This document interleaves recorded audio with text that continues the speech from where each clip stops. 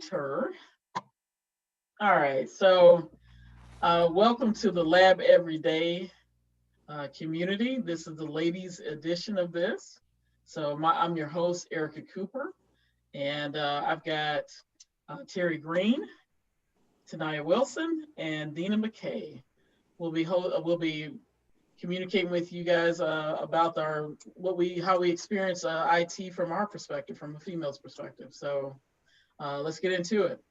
Um, I wanted to introduce myself, and then I'm going to turn it over to Deena and Teneyia, and then we'll just do a roundtable. So my background is, I'm a data center SME.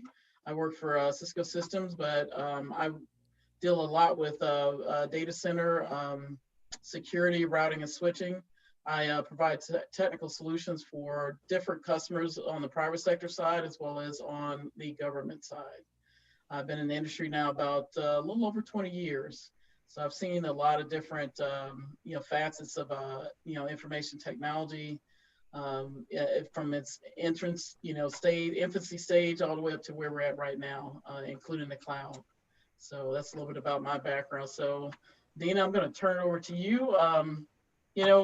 Just tell me about your background. Tell me about how you started, what year did you get started into IT, and what do you like about the industry? So Erica, I can't tell you what exact year I got started. I'm going to be showing my age. But I will say I have been in tech for over 10 years. Okay. I'm on the functional side. So like project management, gathering requirements, so like business analyst roles have been where my focus has been. I will take a step back though and say when I was in college, y'all, I thought I was going to be an athletic trainer. You know, the people that run on the field to like help people when they're injured in sports. I don't know what I was thinking because those people are like 4 times my size. But after I realized that wasn't for me, I jumped into information systems in college, so in undergrad. And that's more of a computers and the tech side, but also the business side. So I got a great mix of like computers, learning tech. I even did some programming classes, but then I also did the marketing side, learning the business. Best thing I ever did because I was always in the tech and I knew that I had the passion for it, but I don't know why I wanted to do the athletic training route. I don't know.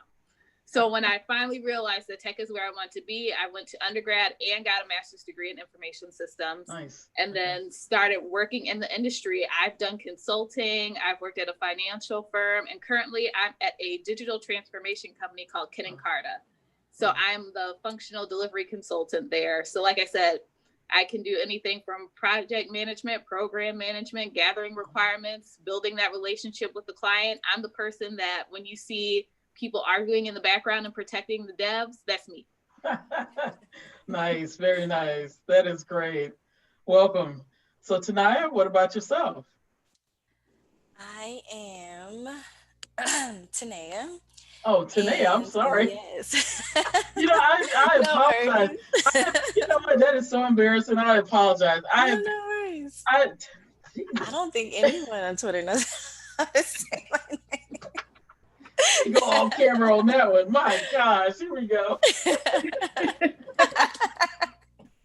Okay, so but you know what? I apologize because I have been talking to you for over a year. Yes. I've even talked to you on the phone, and you never corrected me. So I apologize because people they jack up my first name 100%. So no, I just let me not interrupt you. Already, but you're good. I am. My background actually, I don't even know which to call it, fitness or IT. I went to college to originally get in IT, but I ended up running a fitness business for 10-ish years. Wow, okay. So I'm coming from the fitness side. I've been back in IT since 2015-ish, late 15, early 16. I'm a network engineer for a 911 dispatch center. Very nice. Wow. That's what I'm currently doing. Just moved to Colorado. I really miss Cali, but I'm adjusting. Okay. And that's it, really. I just been doing fitness and bodybuilding for the last 10-ish years. Really enjoying IT. It's been nice. I'm pretty sure you guys see that on Twitter. I can't stop posting too much about my labs and stuff. Yeah, that's good. Been having a lot of fun. Okay. Well, that's awesome. Well, welcome. I appreciate the name clarification, but welcome. You know, it's great. So, Miss Terry, I'm going to turn it over to you. Well, I break everything and fix nothing. I've been in I've been in technology for about 17 years. Wow. Okay. Um, I know, time is flying. But I've done everything from senior Linux engineer, subject cybersecurity, subject matter expert. Then I went into leadership about 8 years ago. So I used to be like a director of IT infrastructure and IT security. And for the last 4 years, I've been the CIO slash CISO. I do nothing but write policy, procedure, give the actual direction for the company. I do like to do hands-on things with my team so I don't lose my skill set. And I'm a forever student, so I'm forever in school. So right now I'm in school. I complete that in August, and then I start law school in September. So I can never stop learning, never stop learning. Wow. That's it. And now I know Teneyia. Yeah, I'm still messing it up. I'm sorry. I That was hilarious. You've been calling her Teneyia. I know for over a year. Why don't you say something? I'm gonna tell you a funny story. So people always mess up my first name, right? I don't know how you can mess this up. It's Erica. If you can spell America, just drop the first half of that, and it's Erica. They call me Eric, Erika. No, listen. I just had to explain to somebody like there's a huge difference between Eric and Erica. It's like, okay, so and let's not even talk about how they spell it. So I just throw that out. Weird. Wow. Okay. So what do you want to get into next? So let me ask you this. How do you deal with situations where, okay, so we've got a vast panel, right? Our experience level is like vast. I mean, like we've ranging all the way from, you know, intermediate to where we're at right now. So what do you ladies deal with when you're faced with being the only? Like how do you handle situations? Like in our situation for women being in IT, we don't normally see other women in IT, and you could go a couple of years, a couple of months to a couple of years without seeing, another friendly, what I call a friendly face or another female, a person of color, a black woman in the field. How do you deal with that? What are your challenges? How do you deal with that, and how do you overcome that? I'm interested in what Deena gonna say first. Yeah. We'll start with Deena. Okay, so from my perspective, like when I was in school, I was always the only Black person. I'm trying to think if I was the only woman, but definitely the only Black person in my classes.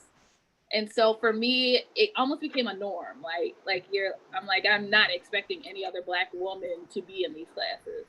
And so going through school was actually fine. It was like, cool, whatever, I can do this. And especially when you're like in the class and you see like, this clicks for me and I know what I'm talking about, that's fine.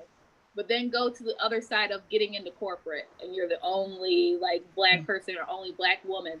It is so hard because you feel in a sense that you don't have an ally. You don't have someone that you can trust or kind of get game from, right? And over time, yes, you learn how to navigate the space. But when I was coming in, so little background, I grew up in Cleveland, Ohio. So obviously there's a lot of people of color. Then I moved to Chicago, which while, yes, there's still a lot of people of color, they're not in tech.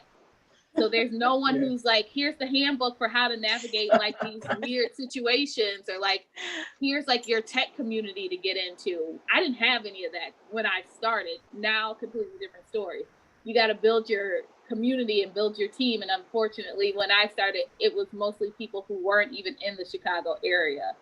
So things that I had to navigate by myself were just like bad management or not knowing how to approach certain situations. Because for me, when I came out, I went right into IT consulting. And so for me, it was learning to be confident in myself no matter what, because a lot of your faves that you think know everything in the workplace really are Googling and just as confused as you are. Yeah. And to just make sure that you are always speaking up and you are, what word am I looking for? That you are like promoting yourself, because the best advocate for you is you. And if you sit there quiet and you think hard work is going to get you maybe to the next level or where you want to go, that's not what's going to happen, unfortunately, because you need to network and be with the right people so you can get a sponsor or mentor in the workplace. And let me just say, they don't have to look like you. Like, it doesn't have to be another Black woman or a Black man. It just needs to be someone who knows your skill set and supports you and can push you further. So those were just a few of my kind of like lessons learned from being the only in the workplace and how to navigate. Okay. Teneyia, did I get that right? There you go. Yeah. There we go. I'm sorry. Let's go with you. I feel like coming from military and then in bodybuilding, it's a mix of everyone. So when I got back in IT and I was the only, 90% of the time, the only Black person and the only woman, it took a bit to adjust. Like Deena said, I had to learn how to speak up. Most of the time it was just working hard and doing my own thing. But after a couple years, when I'm not being put on certain projects or given certain tasks, I had to start speaking up and showing, you know, I'm just as good, and I'm also, I can also do the hard stuff, because it was just a little, I don't know what to call them. I don't want to say baby tasks, but they were lightweight tasks. They were really beginner, but I felt like I was advanced. And at first I thought it was because I was new, but when I started paying attention, all the guys were getting the good stuff.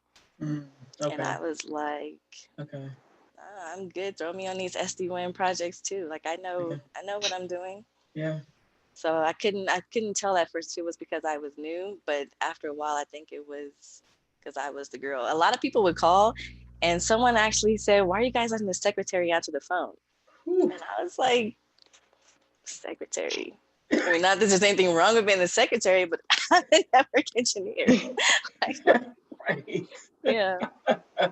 So that's what I had to learn to speak up and not be so quiet. At first, it was just ignoring people, and I'm just going to do my job and go home. But I had to learn if I wanted to grow, I had to start speaking up. Right. So that was my thing. Right. Kind of be an advocate for yourself. Yeah. Yeah. I mean, So, that's key. What were you about to say? I was a problem. I came in a problem. It was like, this girl is cocky as hell. Yeah. I came in like, hey, you should be happy that you're sitting here with me.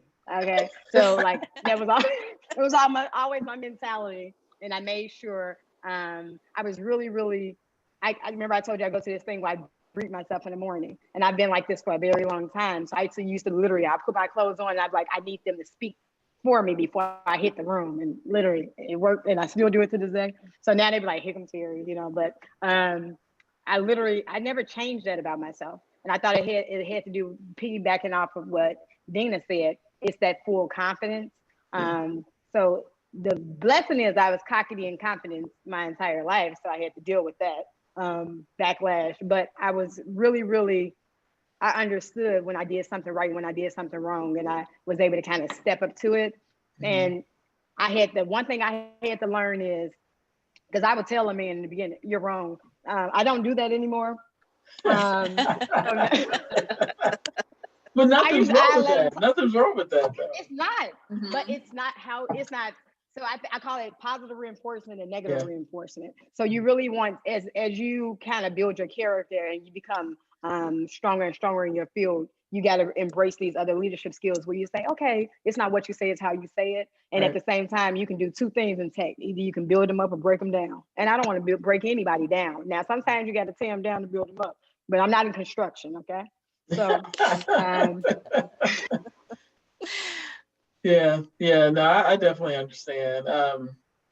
One of the things that I've been challenged with is when you're the only, it does get very lonely, but it's like what you're saying, Deena and Teneyia, is that, and Teri, is that, you have to almost be an advocate for yourself and then, build your brand up. And it's like, okay, I may be the only person in the room, but I don't need to necessarily be the last. And so I'm trying to be a positive influence and a positive role model. So therefore, now that the door's been open, it'll, hopefully we can bring up more ladies and more women and, women of color, and put them at the table as well.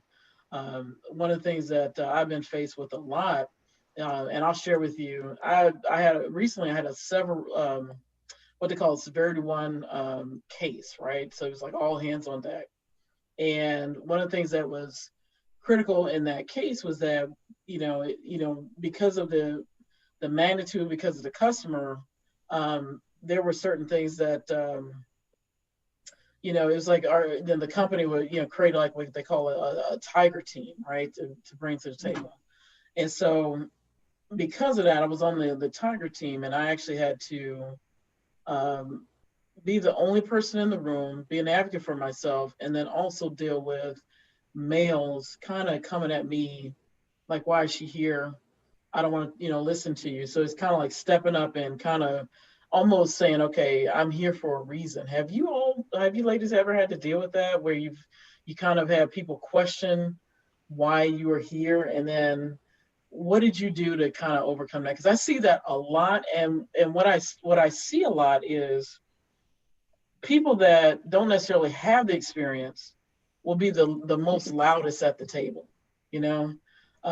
And sometimes it's about, you know, basically standing your ground and standing it, not necessarily angrily, but standing your ground and being taking leadership in that moment. And it may not be a comfortable conversation, but that's okay. Have you ladies ever had to deal with that? Kind of like what I call the colloquial term would be the bro culture, but have you ladies had to deal with that? We'll start with you. Who was that? Was that you, Teri? Yeah, but I want to start with one of my girls right here. Yeah, okay. Whoever wants to take it. I Okay. have a little bit. Um, at my first job in California, I thought it was like a culture clash. They were from other countries, and so I figured they're just used to how women are treated in their country. They're not used to seeing women hold certain positions or do certain things in our country. But few months later, I don't think that's what it was, because it was everyone around me making comments or asking questions, especially when I was going as hard as I was going for the cert. I was trying to get a CCNP before the deadline, and the other guys at the testing center, even the person who owned the testing center, he managed it, they were always asking, why are you here? Why are you doing this? Girls don't do this. Or is your company making you do this? Why are you paying for this out of pocket? Like, they were just saying really weird things. Half the time they were like, I don't know any female network engineers or programmers. And I'm like, where do you live? I know hundreds of them. Like, I see them everywhere. At work, when I was trying to get in higher positions, and when I was going for the certs, one of my coworkers would say I was wasting my time. Wow. I don't know if he thought I would never get higher up the ladder, or if he just thought certs were a waste, but it was coming off as like, well, you'll probably be doing help desk for a while. Why do you even care about a CCIE? And I was like, watch. I got 6 certs last year. Nice. Way to turn that motivation, hatred into motivation. Be like, yeah. Always, yeah. I got some of that in the fitness world, but that was different. In tech, I was like, a lot of people do this. There aren't a lot of women bodybuilders, and that is weird. But in IT, there's a lot of women in IT, so it was confusing. The last 2 years, social media, real life, grocery store, testing centers, work, everybody, they're always like, network engineering, girls don't do that. They think of like Asians or Indian guys, and it's really weird. Okay. It's the movies. It's the movies. Hollywood, they don't show it, so people don't know we exist. But we out here. I don't understand that. We out here. We are out here. Like right here in front of your face. We're not like Transformers hiding in plain sight. We're right here. Now, I wouldn't say I'm a network engineer, but I will hack you in your sleep. I'm good at that. But I'm like, I'm not a network engineer. I'm just complicated. But if you think about it in retrospect, I think we all have experienced it in some form, right? And I call it a male insecurity. And it's not personal. It don't even have anything to do with us. You know, they're just, sometimes you may have a skill set in which they desire to have. So if I can tear you down or stop you in this stack, my insecurity, but I go in and I'm gonna be secure, right? So you can either take the words and kind of revert it back to something positive, or you can allow his insecurity to prevail. So, you know, they don't try, you too pretty for this. Well, if I'm pretty, open the door, because I'm going in. Right. Either you gonna open the door, or I'm gonna kick it down. But I'm going through the door. So. Yeah. Yeah, you have to, you know, because there's so many people, you never know who's actually watching you from afar. And you have to, I've made it intentional within the last maybe 6-7 years to be more intentional with what I put out there. So you can always, you know, try to focus on the negative and not go nowhere, kind of what I call running quicksand. But, you know, if you're positive and you try to attract positive people and be, you know, grateful towards things, I think it's a better, you know, better effort. And either you're going to give, you know, help me out, or I'll figure out a way to get around, you know, go through it and tell you bye, you know, and next thing you know, I've advanced, or we've advanced, and they still stuck at where they're at. So, so Deena, what about yourself? So I have had one experience that I have to talk about, because the man who I was working with was like, I'm just put it blunt, he was crazy. So I was working at a company and we were doing like agile transformation. So like we were going from waterfall to agile, and it hadn't reached like my department yet, but you know, it was coming because it was company wide. And we had to do a project where we had to update a current ticketing system to a new platform. I'm like, okay, cool, we got this. I just got certified, so I knew what I was doing from like a Scrum Master product owner perspective. But this man had worked at the company since it started. So he was known as like a donor. Like he had been there all this time, and he just didn't want to change, is basically what it was. He fought me tooth and nail. And then I came to even find out later on that he had created a list of things that I was doing wrong based on what he was doing, and was trying to like giving it to my manager, who was never around. Oh, wow. And so I'm like, I just confront him one day and I'm like, what is the issue? Like, what is, like, you seem like you have some type of issue. Is there something we need to talk about? Of course, when you're face to face with people like this, they're like, oh no, it's not that. Yeah. I just want to see it be successful. You know, the blasé responses to try to get you to calm down. And so I had to keep working with this man. And like, the worst part was he was a problem for other people and they knew it.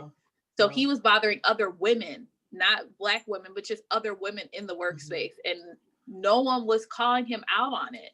And so I'm like, okay, well, we all have these records where he's like, basically, in so many words, like bullying us. Why is no one saying anything? And so I called him out again and was like, okay, so we're not going to keep working like this, and you're not going to keep treating me this way. Here's what I first off, I demand respect, because I respect you, and you're not going to sit here and, you know, talk to me any kind of way or talk down to me. And two, we're on this project and we want to just get it done. And so you're going to have to learn how to be flexible and learn this new skill set and learn agile, and stop, you know, in so many words, bothering everyone who's on the project because they're not doing it your way. From that whole experience, though, I learned so much about myself. That's where I learned a lot of like advocating for yourself, standing up for yourself, making sure that you're heard in the way that you want to be, and especially perceived in the way that you want to be perceived, because people will take a narrative and try to like flip it, turn it, rewrite it for you. I learned so many things from that experience, including who to look for when you're going to interview at places, and make sure that you're the right fit. You want to look for people like that, because, you know, they're going to, down the line, eventually could have the potential to, you know, try to make your career stagnant. So I will never forget that experience. Learned a ton, but it helped me look for, when I go to future like roles, what to look for and who I want to be around and be working with versus not. Yeah, that's a great segue, because when you look for someone, so a lot of people miss the opportunity to, when they're interviewing someone, they miss the opportunity to actually interview them as well, the company. Is this a cultural fit? And sometimes you can get, the company may be great, that, looks great on the outside and have the prestige and everything else, and it can be a complete disaster, for you as a culture, from your cultural perspective, how can you advance within the organization? So can you ladies tell me of times where you've had to kind of, look at that, like a company, like when you were interviewing for companies and, it just didn't seem like a good fit. What was the key point to identify what wasn't a good fit for you in that case? So Deena, as a follow-up, you want to? So for me, the company overall in that situation was fine, but I have interviewed at companies where I'm like, this isn't going to be a good fit. Like, for instance, so when you're working with tech, things are up and coming, right? Like things change almost every day, if not, quicker. So I interviewed at one company and you could just tell they were like behind on the times. Like people were still doing waterfall and just like their mindset was not what I would want to expect to be if I'm working in a place. Everybody wants to work at like an up and coming place, not something, that's a little bit slow. So when I went to interview at a role after that, I noticed that. And then also it's just like people's attitude when it comes to management. Because when you go somewhere, you want a manager who's like understanding or wants to mentor or even has the capacity to mentor. Not what I mean by that is not only just like time, but they've had the experience to teach you something. And I've been in interviews where it's like, I think you guys are still like either kind of like in a stage where you're not ready for the type of role I need. And it's all about asking the right questions, right? So I always think of, and I learned this from Kanika Tolver, who's a career coach and works in tech as well. She always talks about dating a job. So it's like you go to these interviews and you're asking the questions you would ask for on a date. So I think of it that way when I go into it. Yeah, you have to. What about you? Well, Deena, if you're gonna go with a date, you gotta be mindful. They put on a representative about good system. True. That's why you gotta have the right questions. You gotta dig. Sometimes you gotta dig a little deeper. Deeper, right? Yeah, that's true. You don't want them doing a fake out on you and say, like you said that, 3 months into it, it's like, I thought you were like this. No, I'm showing the real me now. It's like, no, I have time for that. Right. Anybody got time for that? So Teneyia, what about yourself? Dang, what was the question? You are funny, Teneyia. My goodness. No, it's about, okay, so what are your criteria for when you actually look at,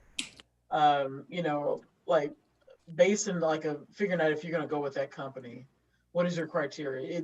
And how do you identify if it's a good fit versus a not good fit? Because I think sometimes people get caught up so much in the money aspect of it or the prestige of, hey, I work for such and such company, or I work for this company. I've got them on my resume now, so I can take off and do something else. Instead of, they may have missed something, kind of like the red flags per se. I haven't had to interview yet somewhere where I knew during the interview it wasn't a good fit for me, but I know it will be or it won't be based on the company's growth, how the manager is, how the team is, the culture of the company. Maybe it's my coming from a fitness background, but I'm big on coaching and mentoring. And if I'm not going to learn anything from you, I can't work for you. That's basically how I feel. As far as like the big companies, kind of going off what Deena said, if there's no moving forward into the future, I kind of don't see me there either, being 20 years behind. I mean, we spend all this money and working hard, these new technologies, and we're not using them. That's a waste of my time too. Yeah, that's so true. So true. Miss Teri, what about yourself? To believe it or not, I actually look at I ask a lot of questions in regards to humanitarian efforts. So I need a company that's actually vested in not just me, but the future. And then I do look into their professional development model as well as diversity and inclusion, but I need to understand that they truly understand what diversity and inclusion means. So Just because you got a lot of Black people in the room don't mean we diversified, okay? So so I mean, I'm gonna come back to that in a second, but go ahead. I'm gonna come back to that. I'm really, really, really kind of, and I've been offered a job. I mean, interviews went really, really well, and by the time they offered me the job, I turned it down because I felt like it wasn't the best fit for me. So I was like, just like you was interviewing me, I was interviewing you, and I decided, no, man, no, we can't do this. Yeah. I have a question just based, Teri, what you said about like diversity and inclusion. Would anyone work for a company that, like, let's just say this, I know in 2021, hopefully this wouldn't happen, but there were no Black people and you were like the first Black person to work there. Would you work there? I am. I'm there now. I'm the first Black person. I'm the first woman, and I'm the youngest. And Okay. so the truth of the matter is, when you think about transformation, right? In order for people to be actionable change, sometimes you're gonna be the one to lead the way. And if you don't walk into the doors, how do you get the other people in? Right. Wow, that's amazing. Because it's what you're really saying, and that's fantastic, because it's like, if you don't, like you said, if you don't walk in the door, how you gonna get other people there? And it's really about, do you get caught up in saying, okay, I don't see anybody else that looks like me, or do you really just say, okay, let's make that change, and if we're gonna make the change, I need to start it. I need to start the revolution. Yeah. So I think about where I started there with this group, right? So I started as their director, and I hated it. Don't get me wrong, I hated it.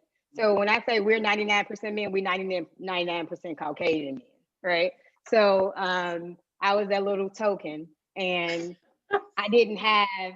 I was like, I didn't have the capacity to kind of make the actionable change, but ultimately, you was able to see the change in them.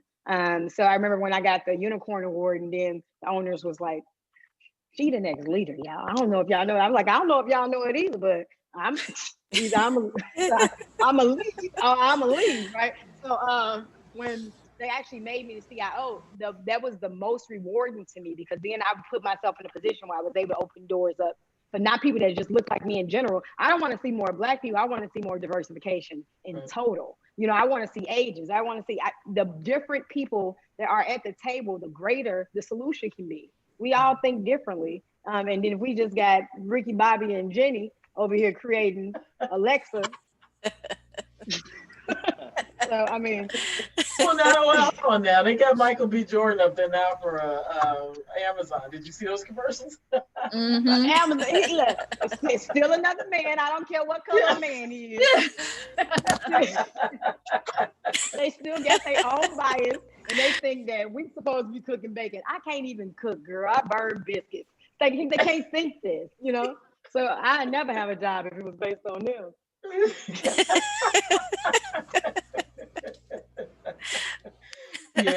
Yeah, that's cool. That's cool. That is, but yeah, that's awesome. What other questions? You ladies, what other questions do you want to ask?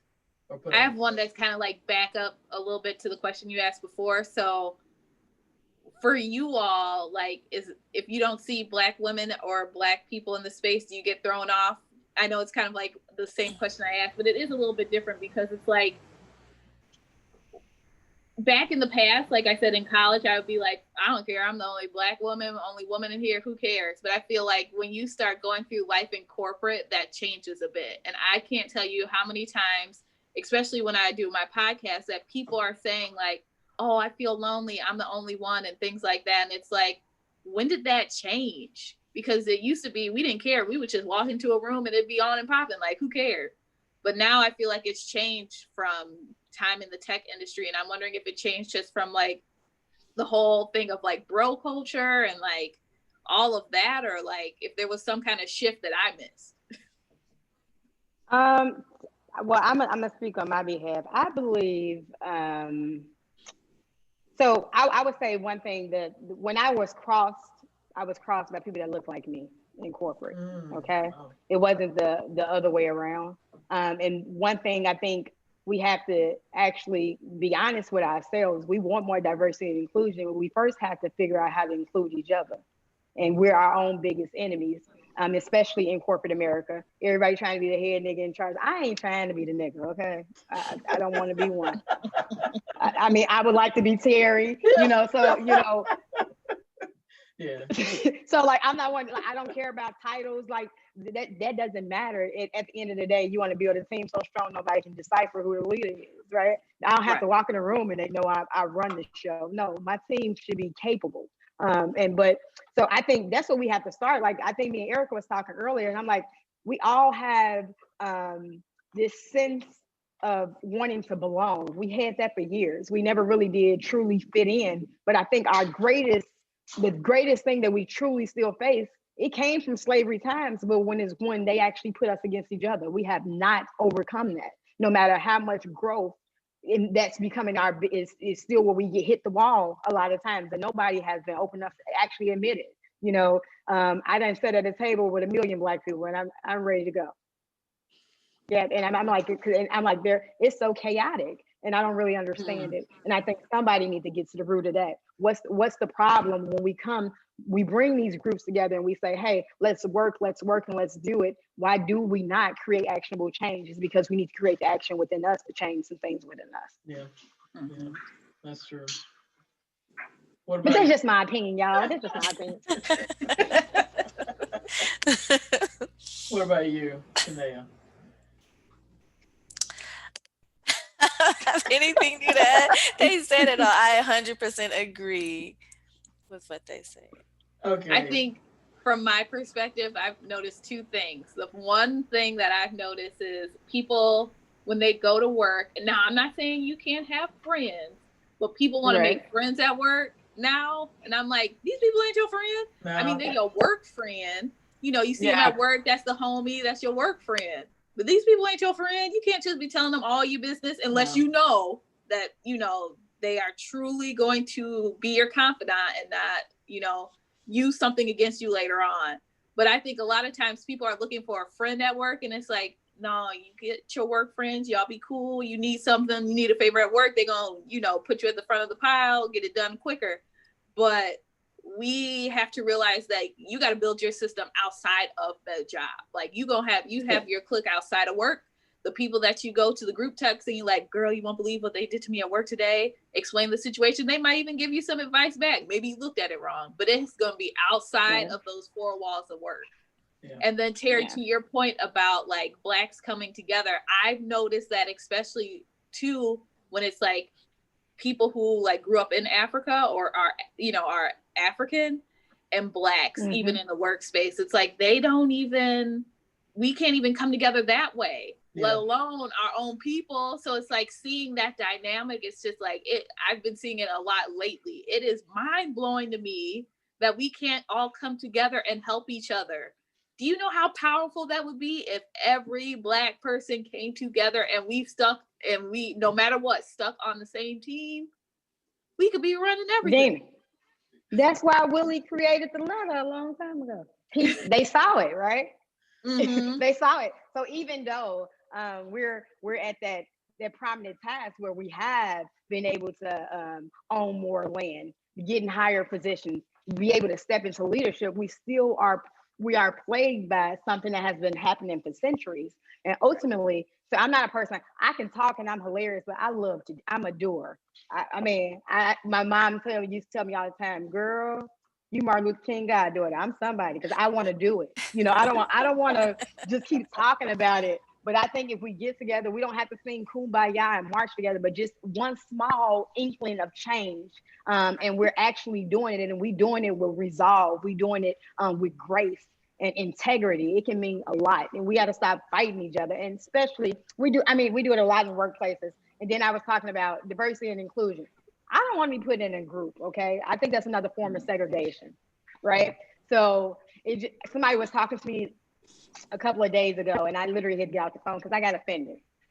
So they were like, Teri, you're everything. You're a Black woman lesbian. I said, oh, wow. Yeah. Bye. Yeah. That's Lisa. Now you want to put me in all these boxes. And then I said, why can't I just be Teri? Why can't I be Teri? But then they go on to say, but when I look at you, I can't even tell you're lesbian. What do they look like? Okay, ma'am, I got a whole wife, and so but I go and I go, okay, yeah. So I don't really want to talk to this person anymore. But then I had to kind of check myself and say, hey, stop expecting people to be where you want them to be and respect where they are. Because if you can actually sit down and calm yourself, you all can kind of get to a resolve. So they can be able to respect you as a person and not inside of circular boxes. Just like when I talk to somebody, I was talking to a guy, my next door neighbor, he's part of KKK, right? I can't stand that man. But we still have a respect for one another where he ain't bringing guns to my yard and I ain't bringing guns to his, so, but, and will he allow somebody to go in my house? Probably not. But he will put his swastika up, he can have his freedom of speech as long as it's not impacting mine. So. Yeah.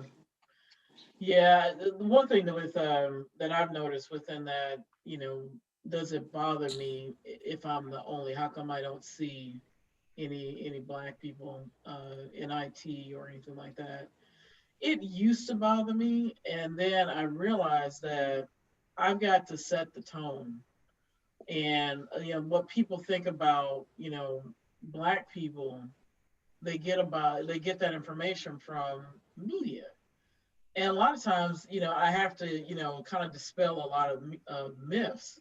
Like if I'm communicating with someone and I disagree, then they come back, well, I don't want you to be so angry and stuff like that. And it's like, not really being angry. It's just, maybe you approach me in a kind of a really foul manner. So I'm responding basically the way that you responded to, or you presented your information to me.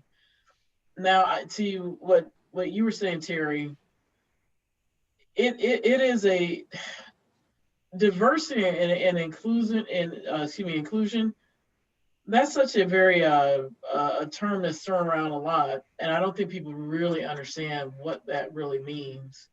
It's not really about, okay, well, we've got to check the box of being uh, more black women or more women or more Asian women or whatever. It's about being able to be equitable at that table. And so when people kill me with that, well, we want equality.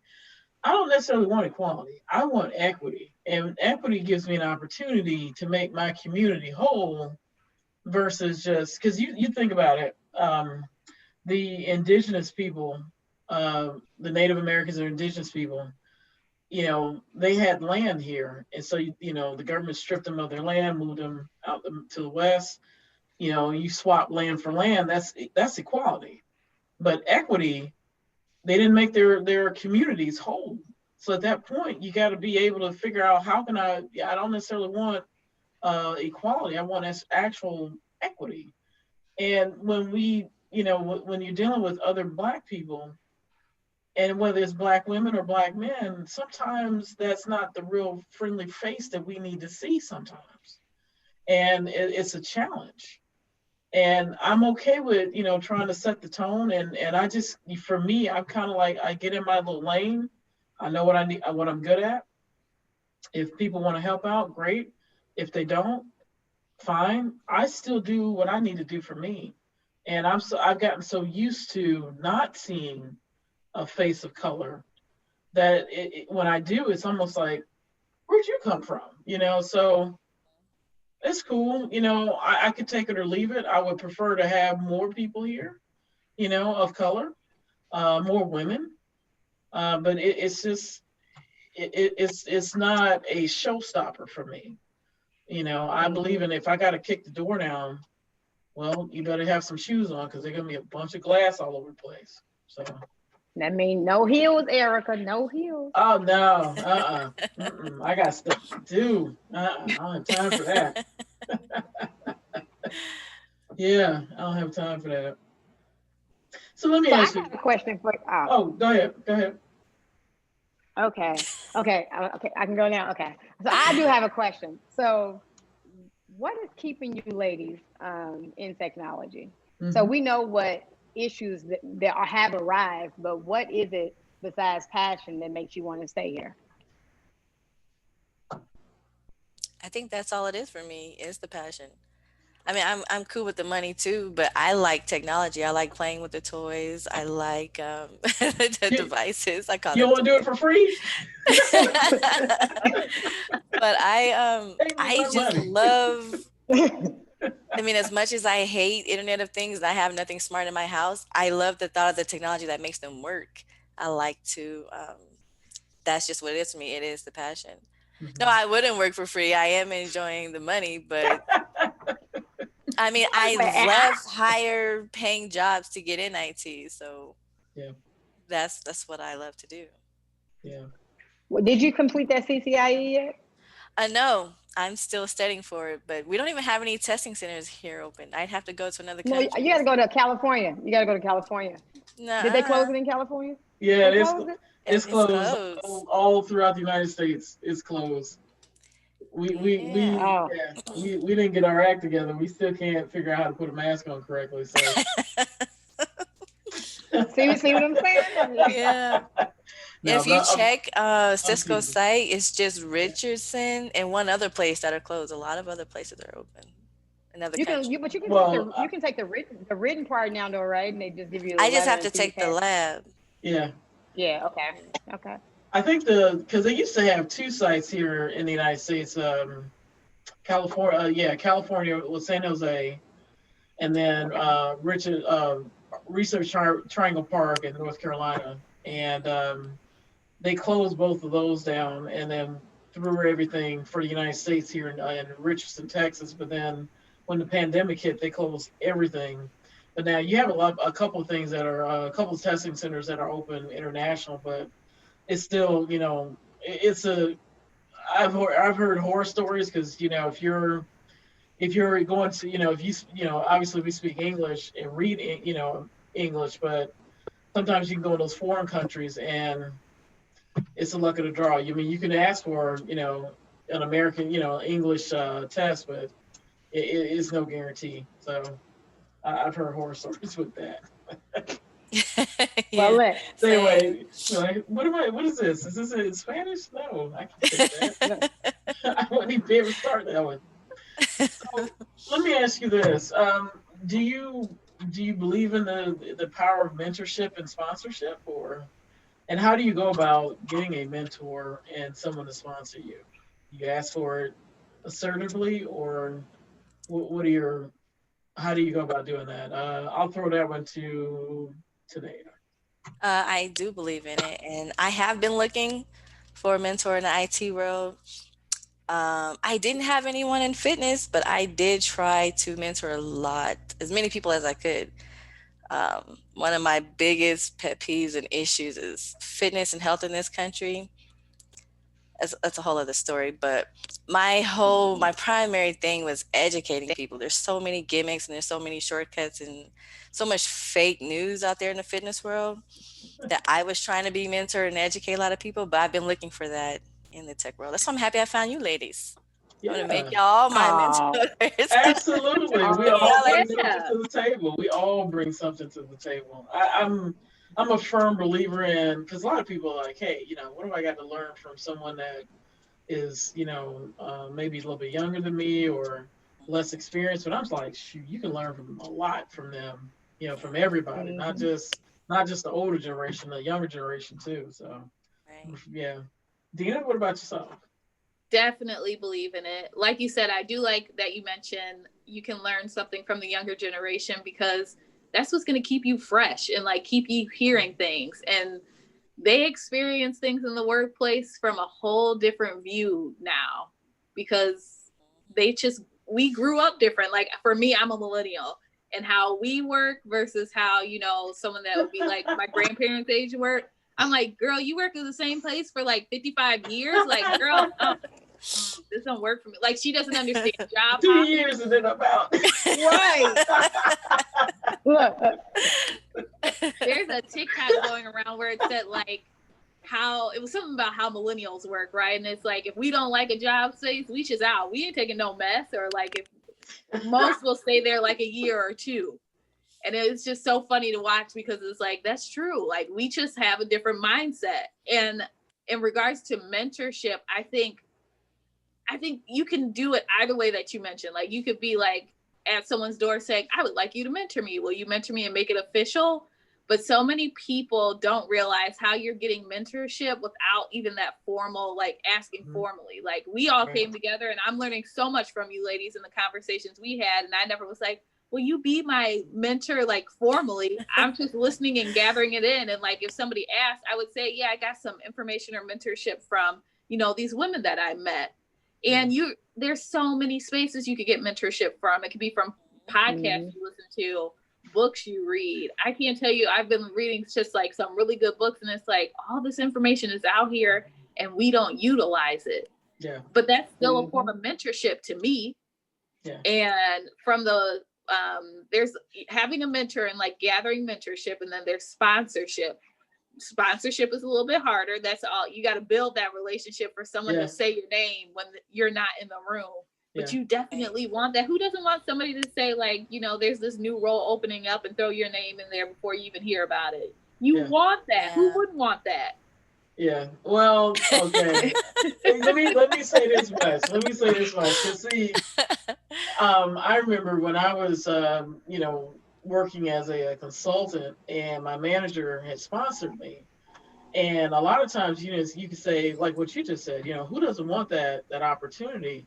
But sometimes that opportunity can bring a lot more than what you're ready for. So it's like, you know, when you're a mentor or a mentee, you know, it's about, you know, building that key relationship that can almost blossom into a sponsorship. But I tell you, when you get that tap on the shoulder, it can be a very daunting task, and it's whether or not, you know, you've got the the mental fortitude to say, okay, I can take this on without not having a not getting burned out. You know what I mean? Right. Like I can see a lot of times where now, and I'll say this much: a lot of Black women, especially what I've seen, that are in the industry, they take on a lot, you know, to kind of make the project go. And sometimes you got to protect your mental health. I'm an advocate. I'm a strong advocate for mental health care, mental health. You know, just, you know, helping, you know, people overcome a lot, because a lot of times, especially for Black people, and I'll just be honest with you, because of the trauma of our ancestors and us being here in this continent, sometimes that and societal trauma, we still have a lot to deal with. And so, you know, just being mental health, taking care of your mental health is important. Teri, what about yourself? Of course, I believe in it. Now, I do not like the sponsorship thing, and it happens all the time. So be careful what you guys ask. Yeah, I tell people all the time. So when you close to the CEO and they like, hey, he go drink wine with you, ma'am, you don't really want to be that close, because they all, every time something come up, your name come out first. So now you end up doing all these tasks, and it's not. You be like, I am not HR. Like, what are you doing? Can you help out? I am not. Can you do something? Like, don't just throw my name out there, man. Come on now. I think the craziest thing when I realized that, you know, I've been vocal my entire life. Remember, I was like, I can hire and fire and with a smile, right? So I remember the CEO, the HR director, was afraid to go recommend somebody, and he was like, take Teri. I'm like, I am not an HR. That is not my, that's not my employee. Teri, can you go show him? Go show him. No, I can't go show him. But Teri was right there going to show him. Okay, so like, so then I'm like, okay, do it this way. Then he was like, how do you do that? And I'm like, what's wrong with them? I don't know. I was like, I don't know, because I got something to do. And I believe if somebody is getting fired, they did it to themselves. Now, it's different when you're doing a layoff and people didn't deserve it. But if a person has been written up, he knew it was coming. It's not a shock, I hope. Unless he didn't do it right, I don't know. Yeah, but hey, but neither there nor there. So there we go. Here nor there. Okay. I have a question just like for Teri and Erica, because you guys have been in the industry. Has there ever, like, what's your worst experience when it came to sponsorship? Like, you told the story about having to help fire someone, but is there like, what was like one of the situations that sticks with you the most that you're like, I wish this never happened? So I have a bittersweet moment that just kind of recently happened, right? And because I believe in my people so much. I went to my boss and I said, hey, I want to do this. I want to create this program. If I have to send people back to school, we pay for it. And it was a young man that I was really, really vested in. When he got with me, he was 21. I sat down, what's your short-term and long-term goals? Hey, I want to be a network engineer. It was actually one of his goals. So I said, go get your associates, come back with this certification. He did it. I made him an associate network engineer, hit and give him a $20,000 increase. And then if he would have completed his bachelor's, which we were paying for, he would have went to 60 grand by the time he was 25. How many people are doing that for people, right? And this was the first time I had really tried this. And when I say he broke my heart, right? And I was like, a man ain't never broke my heart. He did it, girl. So took me down. Oh man. So I said, this damn 2020 ain't working for me, girl. So I didn't. When it was time, it was actually, we didn't find out because I'm a consultant for this particular company.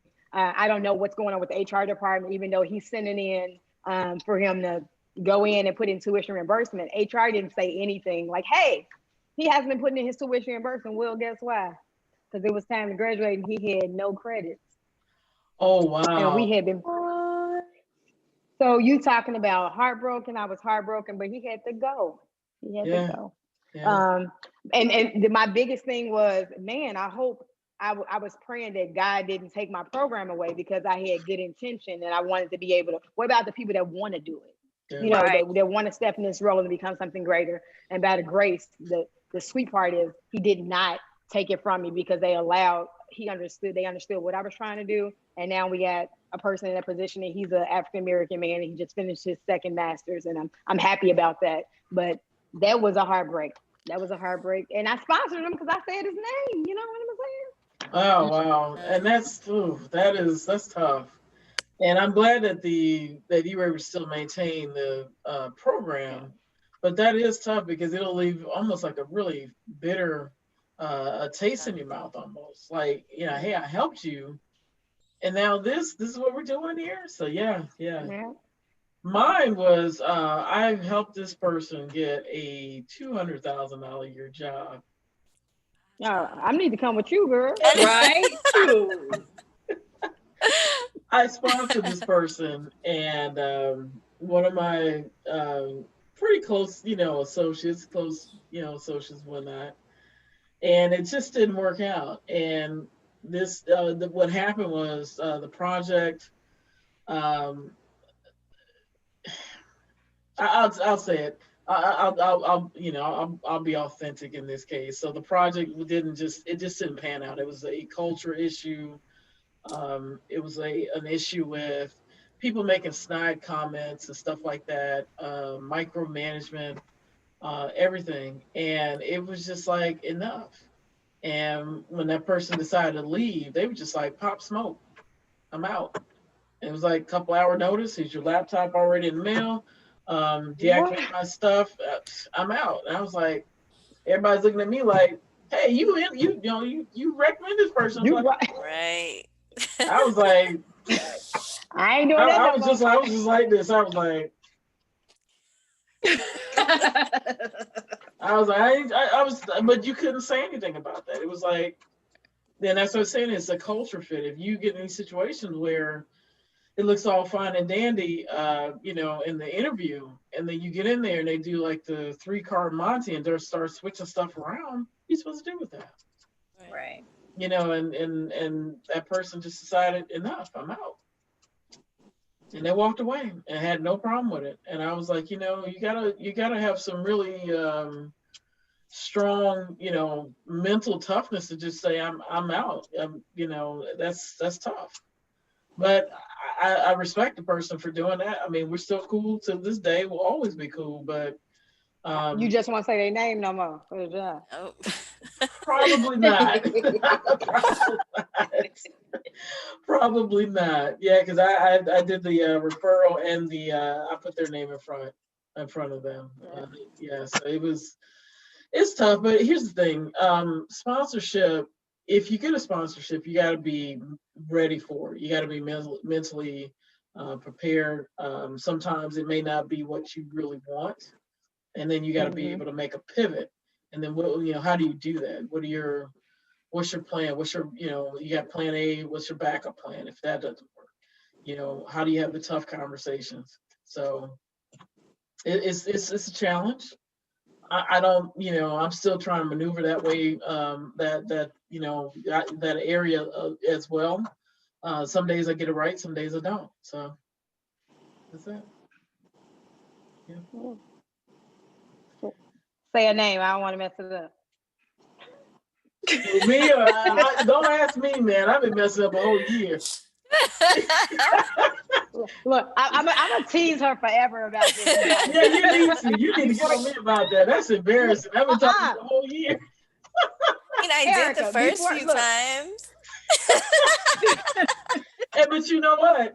You got to get on Dwayne too, because that's what I was just trying to say. Remember, I was calling him Dwayne.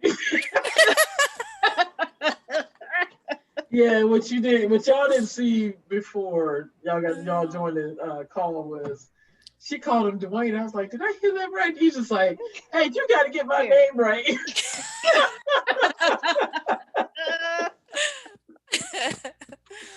Good job. Oh man, what about yourself, Teneyia? Did I get that right? I probably did not. You know what? I charge it to my. I'm about to charge it to my youth. That's so funny. Oh, that's illegal. You cannot do that. I mean well.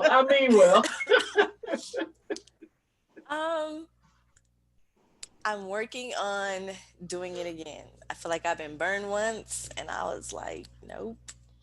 I hired this person into my store, and I trained them up to be a manager, what I felt would be a good manager, like somebody I would want to work for.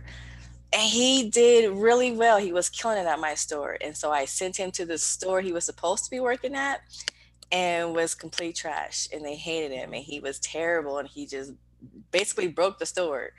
And I was so pissed. And I felt terrible because I was saying all these things about him. And it made me look terrible. And everybody was really mad at me. I spent a lot of time, and turnover is expensive, and you hire people and you train them and you put them through these programs, and it's a lot of money. I don't think he was there a month. Wow. Whoa. And so I get a lot of messages, fitness world, tech world, and people are like, can you? And I'm like, yeah. I help you study. I'm gonna recommend some stuff, give you some study tips, but I'm not gonna tell my boss to hire you on with us. Not right now. Wow. Yeah, I don't know, but that was a big one. It was my first. I wasn't a senior manager, but I was a team lead for the 6 of us managers. Okay. And so it was my first in between senior manager and then regular manager task. And I thought I killed it because he was doing great at my store. They were not happy. The regional manager was not happy. Yeah. So now I'm like never again.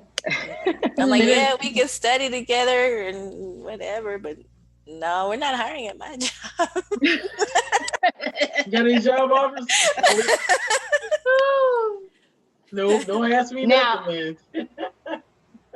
Now, I do have a question. So even though we all have had an issue where we have been burned, right? I don't like the way that sounds. That we have experienced, some issues with recommending people. Would you say that you learned positively to continue to do it because we did not gather knowledge to kind of harbor it to ourselves? Or would you just 100% say, never, ever, ever again? Now, I would do it again. And if it was like I did last time, we would have to do some kind of test run at the other store, make sure he's a good fit for them, because he was a good fit for my store, but he obviously wasn't for the other store. So I'd have to kind of find a way to make sure that if they're not working directly with me or for my team, that they're going to be a good fit for the other team, the next team. Gotcha. What about you, Deena? if I like recommend someone and like sponsor them, kind of like Erica's story, I definitely would do it, but I have to like kind of, I'm almost like holding your hand through the process. So like, don't be going out there making me look dumb. Like, we gonna make sure that you get through everything and that you know what you're doing. So when you get somewhere, you know, it's like, it's not like, you know, the manager's story, but I would definitely keep doing it and sponsor people. Or let them make sure they know ahead of time what the plan was, because maybe he didn't realize he was going to be a manager at the other store and he was feeling some kind of way. So maybe make sure the communication up front, what the sponsorship entails. Do you know if it was like a personnel issue, like he didn't get along with the people, or do you think it was just like work? Because he was good at the work, and I managed both stores for a while, and I felt like he would have been a good fit for the team, mostly because everyone had everything in common. They were veterans, everybody was into fitness, they were either stationed at the same place or relative to the same area, so I felt like it was a good fit. I don't know what happened when he got there and I wasn't there. That's the problem. You wasn't there. That's right. The problem. Right. That was the motivation. Okay, we figured that out.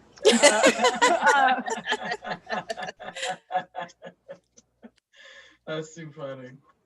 What about you, Erica? I think I would.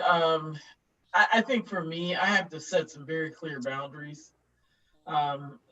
It's like, okay, and the person I was dealing with, they had been in the industry for a while, and so I was like, you know, I don't need to babysit. We just, hey, this person, here you go. But for anybody else going forward, I'm going to figure out the rules of engagement and then figure out, is this, you know, who I can put up there, who I can trust. And then from there, we're going to set some very hard, clear boundaries. Like, this is what I expect. And I expect you to be in that position for X amount of time and then, you know, leave out. If not, then I probably would not, but I wouldn't close the door immediately. But what I've learned is, if I'm going to sponsor someone and put my reputation on the line, I've got to control that situation. It's not really like a micromanagement, but I got to make sure that he or she is going to be basically, you know, willing for, you know, someone that's reputable to, you know, receive my recommendation, because I've already built my brand out in the industry, out in the tech world. I don't want you tarnishing it because of bad work habits, lack of integrity, lack of moral, you know, clarity or stuff like that. I don't have time for that.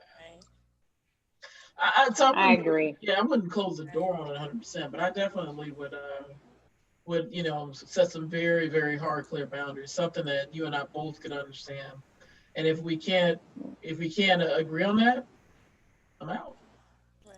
We can just I think remain friends. Look, look, I'll do it again, but this time, even with the new person I did, I made sure I put in a concrete contract, and then I trusted the other person, but trust is, you know, can only go so far, ma'am. So I literally have check-in points, and it's not that I don't trust you. I don't feel like you think I'm your mother, but I need to make sure that you're adhering to the commitment, to make that you're vested and committed like we vested in you. But I think we all got to do this in some form, but mentorship is needed. Yeah. Sponsorships, I mean, they're needed to some degree, but I think as long as you can mentor people up or mentor them down, you won't have to sponsor them because their names will start to speak for themselves. Right. I will say this much: as I mentor people both inside my company and outside my company, it's made me a better leader, because I can, you know, it's not really about, because a lot of people think, oh, well, you paved the way for them, so now you know, they go and you go, you know, you lead and then they follow. It's not about that. Mentorship is a two-way relationship, and I get out of as much as you get out of it as well. And what I've always told my mentees is, bring your questions, because, you know, if I'm a good leader, then I should be able to give you a solid answer that's, you know, that you can trust that I've been able to do my research, do my homework, or just plain experience, and I'm not giving you something off the top of my head that just can sway one way or the other. I've seen people, you know, take direction and guidance from people that really they shouldn't. And it's like, did you really look at them? Did you look at their background, what they do? Are they saying what they're supposed to be doing? Are they saying what they preach? Are they doing what they're supposed to be doing? So it's kind of it's I think mentorship, you can get a lot out of it, but you also have to be mentor ready. The mentor has to be ready, and then the mentee has to be ready as well. Question: how do you That's true. choose like who you would like? Have you ever had to say no to mentoring someone, or like how do you choose who you mentor? For me, I go. Oh, go ahead. Mm-hmm. It's their spirit. Mm-hmm. I go by their spirit. Yeah. So like I meditate in the morning. I try to keep positivity around me. So I really do pay attention to a person's spirit, and I actually observe them, right? Their behaviors. I need to see them at their worst behavior, not their best. Because if you can't accept them at their worst, you'll never accept them at their best. Mm-hmm. Right.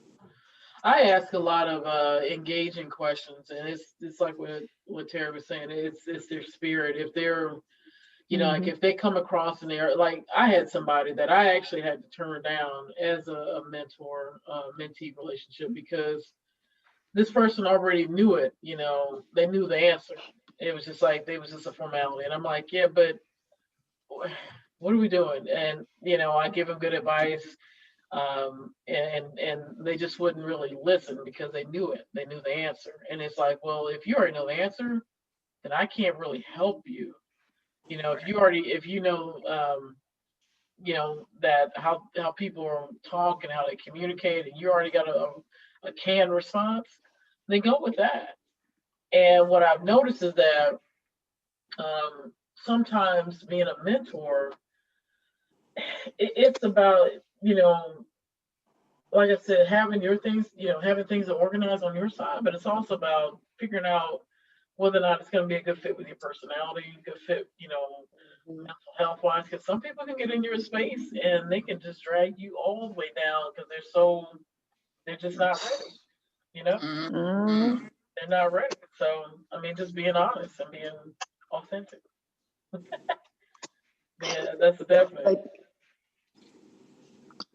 Well, it seems like how long we been on this call? We've been talking for 8 hours, 6 months, and 7 days. I got one last question, and then I'm gonna wrap it up. Let me ask you this: when y'all in meetings, do you have anybody ever over talk you?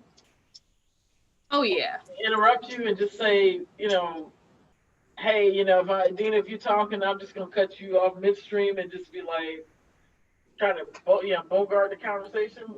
What do you ladies try to do to mitigate that? I mean, I let me say this much. I've had that happen to me, and I've used the example from Madam Vice President Kamala Harris. Yes.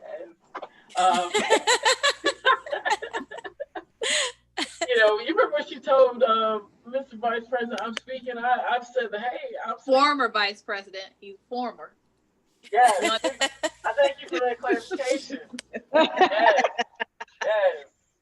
But no, I've had to use that where it's like, hey, I'm speaking. I'm having a conversation. I'm speaking. And what I've noticed is it will stop somebody dead in their tracks. It's like, and it's like, oh, okay, let me give you back the floor. Thank you. Have you ladies ever experienced that? It's normally me that's doing it. So it's normally me that's doing it. So I have to check myself and be like, please forgive me for I have sins. I'm sorry, my brain moved too fast.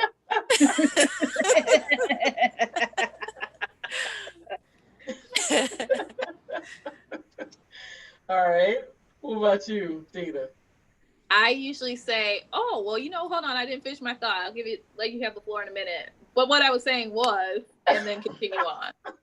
I mean, and sometimes you don't have to be like, sometimes like Teri, like you mentioned, sometimes it is just like your brain is thinking too fast, and you could tell when people are doing that.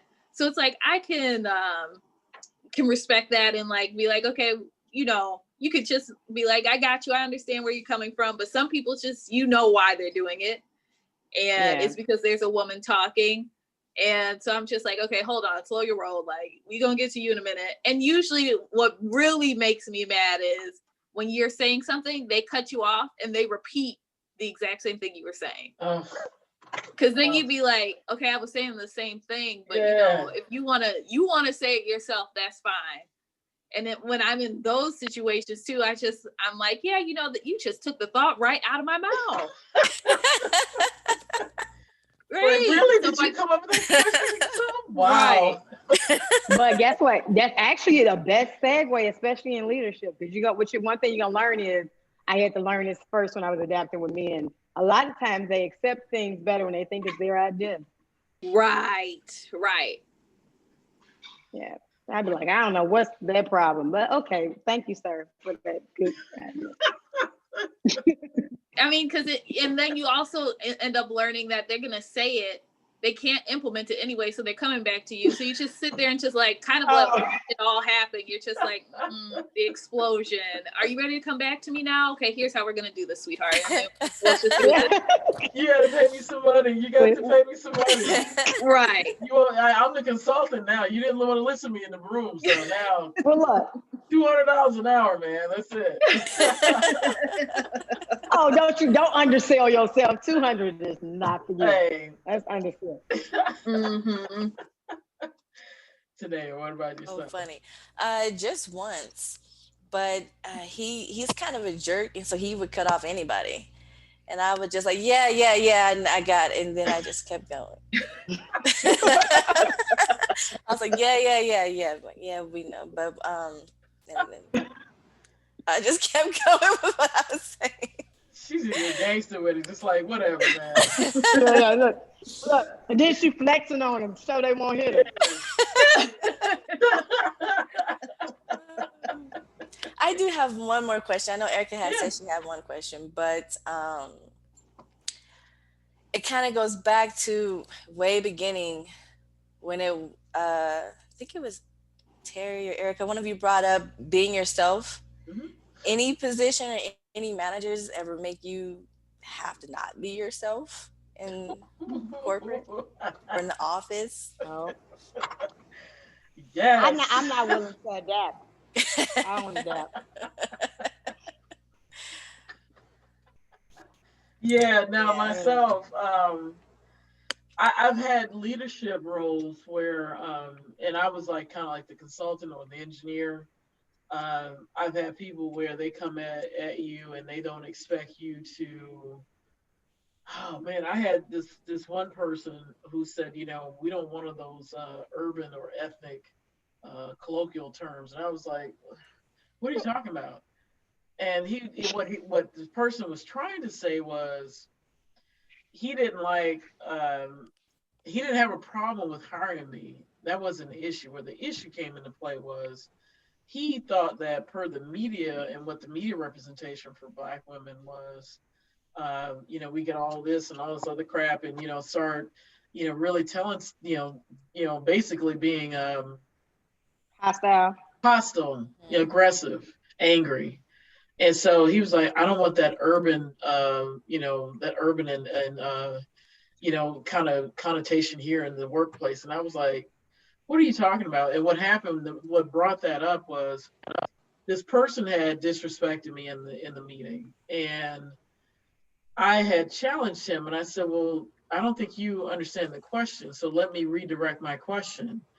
And when I said that, I did say, hey, I said it with not really a massive attitude, but it was enough to the point where people could clearly understand that I was kind of agitated, because I was like, hey, you didn't hear what I was saying. You didn't understand it. So let me reapproach it. And he felt like, my manager pulled me aside. He's like, hey, we just don't need all that urban.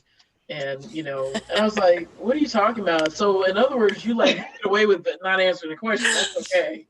But me, when I reapproached it, because I know he didn't answer the question, okay, now I'm at fault. Okay. So I was like, how do I deal with that?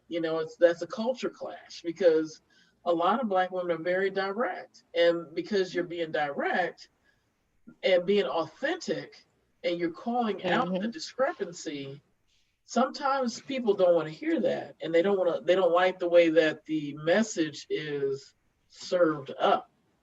Sometimes the message can come across so in your face. It's like, I don't want to know about if the sky is blue. I mean, I don't care about that. I want to, do some other fake news stuff. No. And that's the thing that I've learned. And I didn't get like this, because even when that happened to me, I don't think I handled it right. I mean, I learned from it, because the way I handled it then was like, okay, well, maybe I need to probably work on my tone. But the more I sat and thought about it, I was like, no, again, he didn't answer the question at all. At all. And when I called him out, you're yelling at me. You didn't address the big issue is you didn't answer the question. And so it was what I should have done then, and what I'm starting to do now is be authentic and be okay with not being accepted in that moment, because me being authentic and being true to myself is more important to me than burying my feelings to make you feel comfortable. Now, I'm not saying I'm gonna, get all, I don't have time for that either.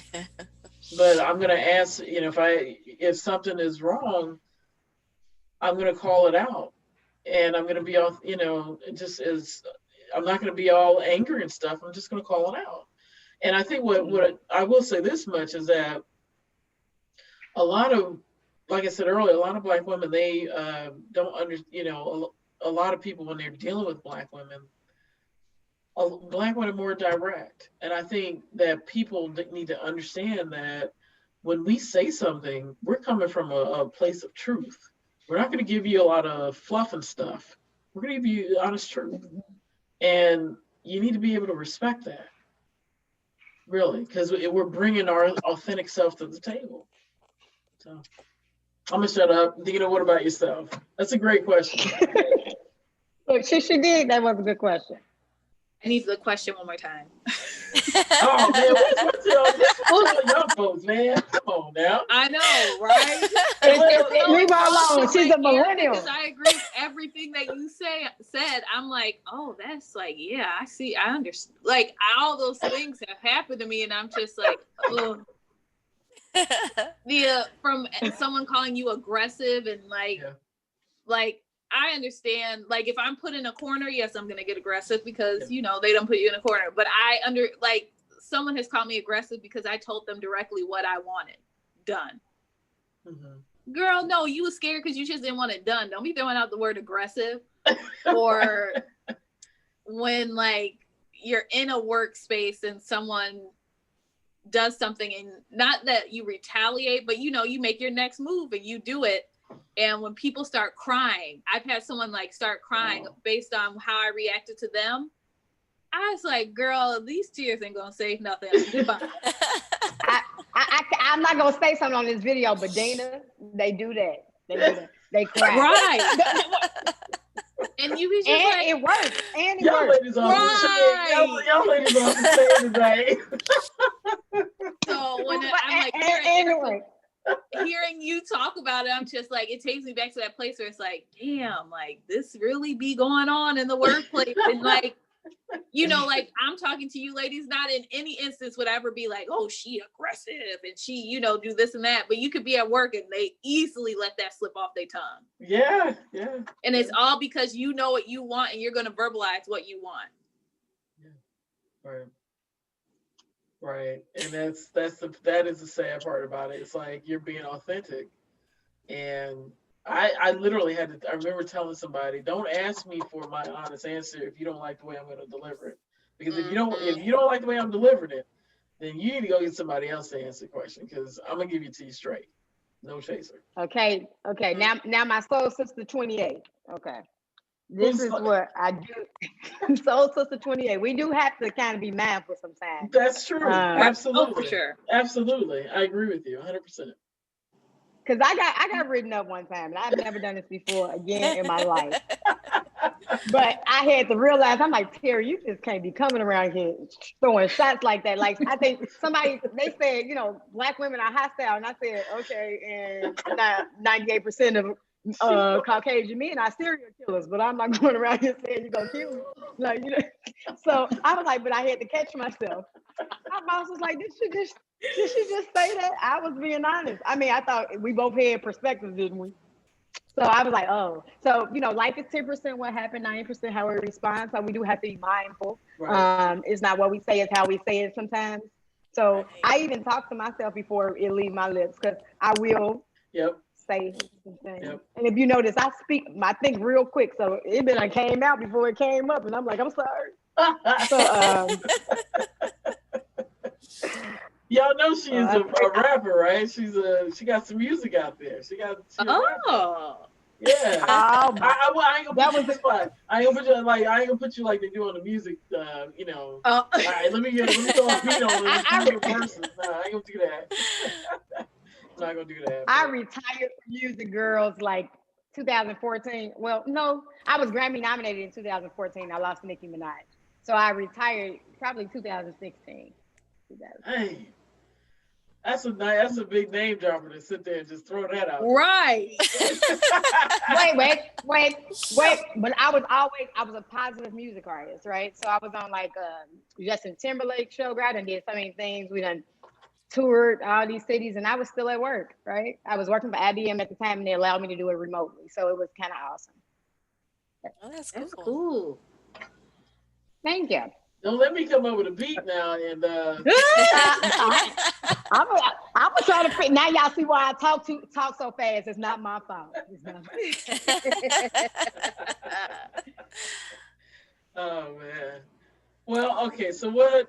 So I know we've been talking for a while now. Goodness, we've been on this for a while. So, do you have any other questions or comments or anything that you want to put out there for for the podcast, for the community? I have one more question, and right. it's related to, we touched on it, I forget what portion, but mental health. Mm-hmm. How do you all stay like mentally sane? Because some days I know you just want to be like, I know these people ain't trying me today.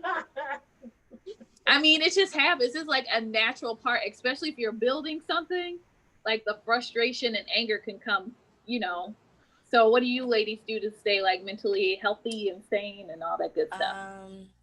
I lift heavy weights and I race cars. Good. Race cars, and I pick up heavy stuff and put it back down. okay. That's how she released it. Yeah, you got to get out, get that out, because otherwise you're gonna take somebody's head off. It's like, for me, I'm an advocate of going to see like a therapist or something, because sometimes your friends can't really help you get to the bottom of stuff. I know I needed help a lot because of my childhood, but when I realized that and you admit that, then you can kind of plan a course. My outlet, Taekwondo. If I can, I remember. I'll tell you this real quick story. I was so frustrated one time, and I was a little bitty color belt. I think I was a brown belt. So I didn't even get up to black belt. And since I'm the only adult in the class and the instructor, who happened to be a 5th degree black belt at that time, he was like, okay, yeah, let's put the sparring gear on. So now, earlier in that day, I struggled. I just had a rough day. And I said, okay, he's going to let, everybody kind of, beat him up a little bit. Oh my goodness. I hit him right in the side, kind of, and it made him kind of, I guess, not really lose his breath, but it was enough to the point where he could feel it. And I'm like, hey, you got the gear on, no problem, man. And let me say this much. He gave me a warning. He's like, okay, Erica, don't look, you're a color belt, let's spar to your little, belt rank, and let's go with it. It was like a warning shot. Don't come in here with all those, trying to do all this really like key shots. Okay. I walked right into a jump spin axe kick, and I mean, it just put me on the ground. I had never been knocked out ever, and I played basketball. I've had torn ligaments and everything. I got knocked out. My face gear was just, and because he was like, "Hey, are you okay?" I was like, "What happened?" I was just like, what happened? And what was going on was just that, he was like, I told you, kind of spar to your belt rank. And so I was like, yeah, I ain't doing this again. So, even Taekwondo for like kind of like a release of your tension and stuff like that, working out. And then for me, I go and either play golf if it's warm, or talk to my therapist, or reach out to my village. But it's important to kind of protect your mental health, definitely. It is, and I am so glad you asked this question. Yeah, So, yeah. So the truth of the matter is, I always say I got an advantage. So my wife she studied forensic psychology, so that's her field. And she kind of like made it really, really important that I understand. Listen, ma'am, think about your staff. They got to deal with you. And I was like, God. So we kind of try to make peace a cultural thing, not just so we kind of make it habitual every morning with my team. Either we're meditating, we'll do mindfulness together, because to try to build us and get us collectively ready. So I'm doing it for myself, but I also do it for them as well, because you never know what anybody's day is like, and just to be able to have that moment of solitude is great. And then of course I exercise, because I love having abs. I don't gotta have muscles, ma'am, but I got to have some abs. So well, look, you got a fitness expert sitting right there. Right. I'm trying to listen. Look, you became my number two. So I got a friend, when she turned 40, she did her first bodybuilding competition and she came in third place. So now she's 42 and she does it all the time. But I'd be like, I want to look like that at 42. Like, she looks gorgeous. You gotta look up, because Miss Teneyia be competing in. There I go again, Teneyia. Yeah, you know what? What is that? Them subtitles. Look, it's my first. Yeah, okay. But anyway, yeah, she does competition and everything. So you ought to check her out. Check her out on yeah. Oh yeah, my Instagram. Yeah, okay, so I'm not a millennial. I don't got no Instagram. Well, I think Angela created me one, but there you go. I'm kind of old. I look good for my age, but I'm kind of old. So I don't got no I don't know nothing about all that Instagrams.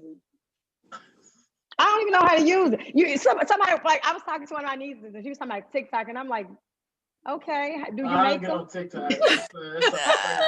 I'm like, do you make TikToks? Like, what are you saying? And she's like, Auntie, you ain't, girl, I ain't looked at that app. I don't know what them people doing. I just watched. I don't know. I ain't got time for that. That's crazy. I don't have time for that. No. But one thing I would want to leave. I know we are looking for Black women that's in the field. There's a couple of solidified groups now. Facebook, I'm a big advocate of, and it's a lot of Black.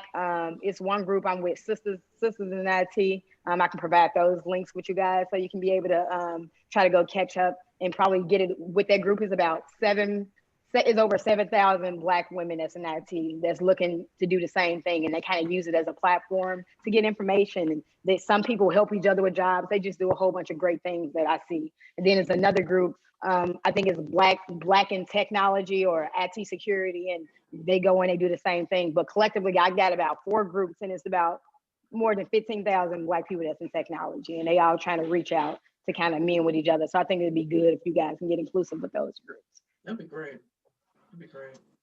So yeah, we can put that out there. And Teri, if you could just, I guess, send out that email or send us a request for that, that'd be great. I don't know. Consider it done. I'm on Facebook, but not too much, so I'm only on Facebook. Wait, are you ladies on Facebook first? I just assumed y'all was on Facebook. My aunt's on Facebook. My great aunt, my grandmother's baby sister. If she wasn't on Facebook, I would just stick with Twitter and Instagram, and I'm barely on Instagram at that much. I'm horrible with social. I'm horrible. Erica, I got off Twitter when the president kept using it. I had to get about it.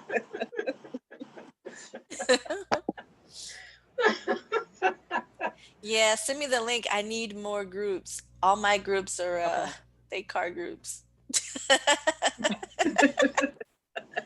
My Facebook groups, they car groups. But I use mostly Instagram and Twitter, but I only put y'all Facebook thread or your Facebook names in the link, then I can send it to you. Send it an email because this is getting ready to go Okay. out to everybody, and they be like, "Hey, Teneyia, Oh, hey, Teneyia, okay. you know what? Okay. I'm gonna just start calling you Lady T. We gotta come up with something. I gotta figure this out, man. Look, you'll get it right if you do I would that. get it right. I know. It's just like I'm gonna get this right between tonight and in the morning. I apologize. It was not my best moment with that one. Well, Right. it was a pleasure conversing with you, ladies. Absolutely. Yes, it was. Yes. I feel like we formed this like virtual, sisterhood. I appreciate y'all.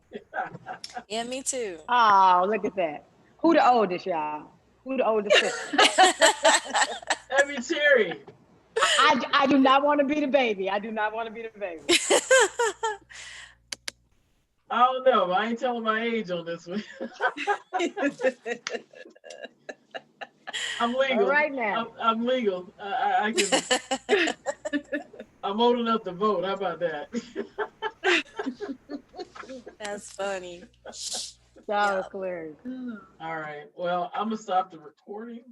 And thank you so much. I appreciate it. And I appreciate you, ladies. And I hope that everyone was able to gather something from our women, all female webinar and podcast. And thank you to Dewan for giving us your platform to, to just speak freely and, create the space for us. So thank you. Yes, thank you. Peace out.